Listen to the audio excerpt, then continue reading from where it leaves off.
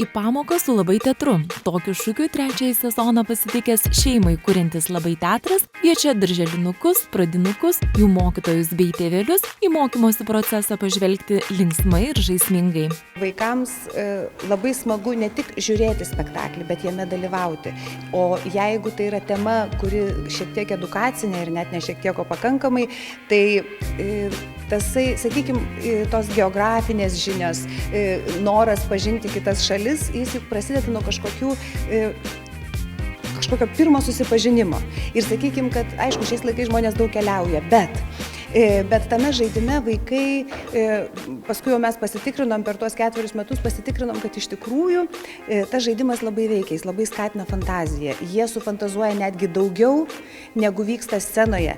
Ir tai, kad jie dalyvauja patys veiksme, patys vanojasi suomiškoj pirty, patys Paryžiuje vaikšto prie Eifelio bokšto, patys valgo itališką pizzą ir taip toliau, jie kur kas geriau atsimena tų šalių savitumus, kažkokius pagrindinius savitumus ir galbūt su laiku paskui jie pradės domėtis plačiau ir mes pagalvojom, kad va tokio tipo edukacija yra labai naudinga. Mokyklos kasdienybės paįvairinimas, teigiamos emocijos, pažintinis procesas kitokioje aplinkoje. Kalbinti pedagogai bei tėvai vardija daugybę pliusų, kuriuos suteikia apsilankimas Labai teatro edukacinėme spektaklyje žaidime. Šiaip aš pati mėgstu teatrą ir noriu, kad ir vaikai pamėgtų. Šiaip labai patiko, nes vis tiek vaikai mėgsta irgi pafantazuoti, gal nelabai drįsta.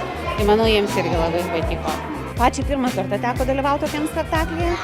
Ir kalbant apie spektaklį, tikrai daug pamokantis ir kitų šalių kultūrą vaikai galėjo susipažinti, taip pat to tautiškumo ir ta pabaiga spektaklio, gal man labiausiai tas tautiškumo puoselėjimas vaikuose, man labiausiai patiko.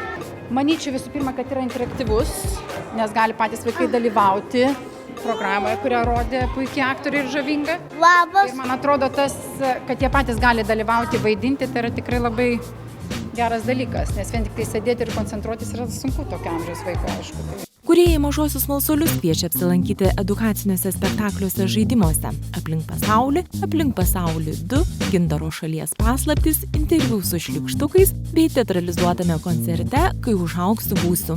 Spektakliai rodomi darbo dienomis, darželinukams ir moksleiviams tinkamu laiku Lietuvos teatro, kino ir muzikos muziejuje Vilniuje bei kultūros centrų ir bibliotekų salėse visuose Lietuvos miestuose.